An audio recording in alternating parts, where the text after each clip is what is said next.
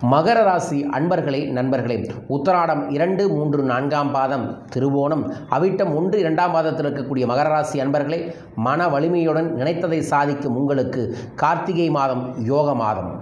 உங்கள் பாக்யாதிபதி புதன் டிசம்பர் 6 வரை ஜீவனஸ்தானத்தில் இருப்பதால் புதிய தொழிலில் தொடங்கும் முயற்சிகள் வெற்றி பெறும். விஐபிகளின் ஆதரவுகள் கிடைக்கும். வியாபாரம் தொழிலில் ஏற்பட்ட தடைகள் விலகும். தொழில் நிறுவனங்கள் நடத்துவோருக்கு உற்பத்தியிலும் விற்பனையும் அதிகரிக்கும்.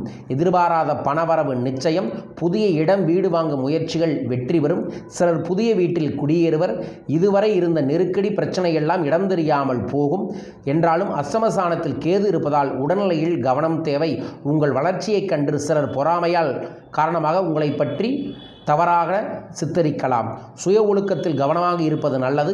வாழ்க்கை துணைக்கு தெரியாமல் எந்த ஒரு வேலையிலும் ஈடுபட வேண்டாம். அது உங்களுக்கு பிரச்சனைகளை ஏற்படுத்தி தரும்.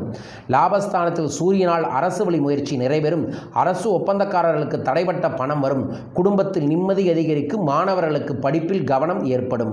நீங்கள் கவனமாக இருக்க வேண்டிய நாட்கள் டிசம்பர் 10, 11, 12. அதிர்ஷ்டகரமான நாட்கள் நவம்பர் 17, 19, டிசம்பர் 1 மற்றும் 8. பைரவரை வழிபாடு செய்வதும் ஞாயிற்றுக்கிழமை ராகு கால நேரத்தில் பைரவர் கோயிலில் தேங்காய் தீபம் போடுவது நன்மையை ஏற்படுத்தி தரும். பைரவரோட எந்திரத்தை வீட்டில் வாங்கி வைங்க. இந்த மாதம் உங்களுக்கு திடீர் பணவரம் நிச்சயம் கிடைக்கும். ஓம் பைரவாய நம என்கின்ற மந்திரத்தை தினமும் 27 முறை சொல்லி வழிபாடுகளை செய்யுங்கள். வளமும் நலமும் பெருக வேண்டுமென பிரார்த்திக்கின்றேன். வாழ்க.